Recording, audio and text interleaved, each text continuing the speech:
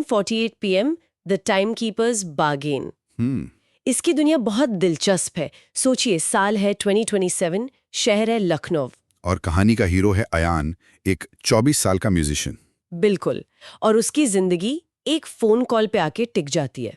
शाम के 7:48 बजे की एक मिस्ड कॉल, जो उसके छोटे भाई कबीर की थी। हाँ, और उसी रात कबीर की एक कार एक्सीडेंट में मौत हो जाती है। और यहीं से वो सवाल शुरू होता है जो इस पूरी कहानी की नींव है। कि अगर आपको अपने अतीत की सबसे बड़ी गलती सुधारने का एक मौका मिले, तो आप उसकी क्या कीमत चुकाने को तैयार होंगे? और ये मौका उसे मिलता भी है। सालों के अपराध बोध के बाद, मतलब वो उस बोझ के साथ जी रहा है कि काश उसने वो फोन उठा लिया होता।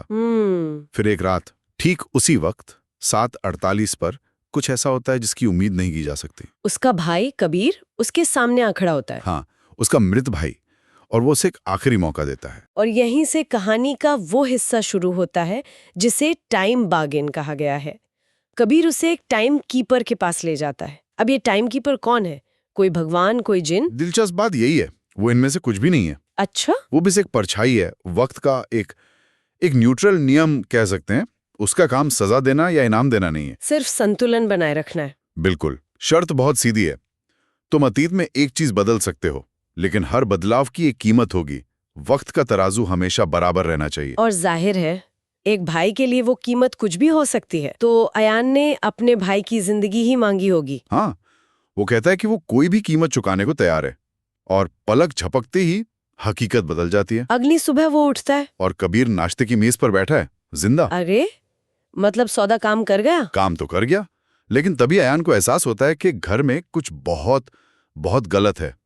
एक चीज गायब है। क्या? उनकी माँ। गायब मतलब कहीं चली गई? नहीं, गायब मतलब जैसे वो कभी थी ही नहीं। क्या? तस्वीरों से, यादों से, हर जगह से वो मिट चुकी है। और जब अयान घबराकर कबीर से पूछता है, तो कबीर का जवाब वो दिल दहला देता है। क्या कहता है वो? वो कहता है, भाई कौन सी मम्मी। अरे बाप रे। तो ये है वो कीमत। तो कहानी का आइडिया ये है कि आप वक्त में खुद जोड़ नहीं सकते। आप सिर्फ अदला बदली कर सकते पैसे हैं। लगा वो एक जिंदगी वापस ला रहा है, पर असल में उसने एक जिंदगी की जगह दूसरी जिंदगी का सौदा कर लिया था। एकदम सही। वक्त एक जीरो सम गेम है। एक जान बचाने के लिए वक्त ने दूसरी जान ले ली। तो फिर रिकॉर्ड्स में क्या था, मतलब बदली हुई दुनिया में? अस्पताल के रिकॉर्ड्स दिखाते हैं कि कबीर तो उस एक्सीडेंट में बच गया था, लेकिन उनकी माँ की मौत सालों पहले हार्ट अटैक से हो गई थी। पूरी की पूरी हकीकत ही दोबारा लिख दी गई। बिल्कुल। ये तो धोखा है।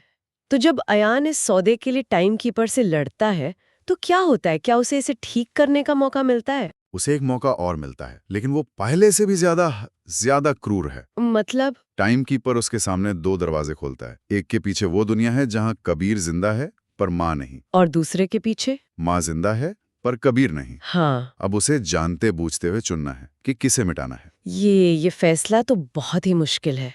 एक बात है कि कोई चीज अनजाने में हो जाए, पर अपने हाथों से किसी एक को चुनना। और यही कहानी का सबसे दिल तोड़ने वाला पल है। कबीर अपने भाई से भीख मांगता है, कहता है कि उससे मत छोड़ो। तो अयान क्या करता है? वो एक फैसला लेता है। वो कबीर से कहता है, कबीर तुम्हारे बिना चल जाएगा, मम्मी बिना नहीं। उफ। और कबीर का जो जवाब है वो कहानी की आत्मा को पकड़ लेता है। वो कहता है, भाई इस बार तो मुझे खुद मार रहे हो। ये लाइन तो मतलब पूरा इल्जाम अब अयान पर है। अब वो हालात का शिकार नहीं है। वो खुद अपने भाई की दूसरी मौत का जिम्मेदार है। और कहानी उसे जिम्मेदारी से भागने नहीं देती होगी। बिल्कुल नहीं। हकीकत फिर बदलती है। कबीर जा चुका है, माँ वापस आ गई है, लेकिन सब कुछ ठीक नहीं होता। अब क्या होता है? अब हर रात ठीक 7:48 पे आयान के फोन पर एक मिस्ड कॉल आती है। किसकी? कबीर अननोन टाइमलाइन से। और एक फुसफुसाहट सुनाई देती है, भाई तुमने मुझे 2 बार खोया है, वक्त तीसरी बार इजाजत नहीं देगा। और कमरे की घड़ी हमेशा के लिए 7:48 पर जम जाती है। तो आखिर में उसने अपना अतीत ठीक नहीं किया, बल्कि उसी एक पल में खुद के लिए एक हमेशा की जेल बना ली। बिल्कुल। उसे ना तो छुटकारा मिला, ना ही शांति। वो अपनी सबसे बड़ी गलती और अपने सबसे क्रूर फैसले के लम्हे में हमेशा के लिए कैद हो गया है। ये सिर्फ एक नुकसान की कहानी नहीं है। ये एक कभी न खत्म होने वाली सजा की कहानी बन जाती है। और ये हमें इस बहुत ही बेचैन करने वाले सवाल के साथ छोड़ जाती है, क्या कुछ रिश्ते वाकई इतने कीमती होते हैं कि हम उन्हें बचाने के लिए अपनी पूरी हकीकत दांव पर लगा दें? और अगर लगा भी दें, तो क्या उस जीत को सच में जीत कहा जा सकता है?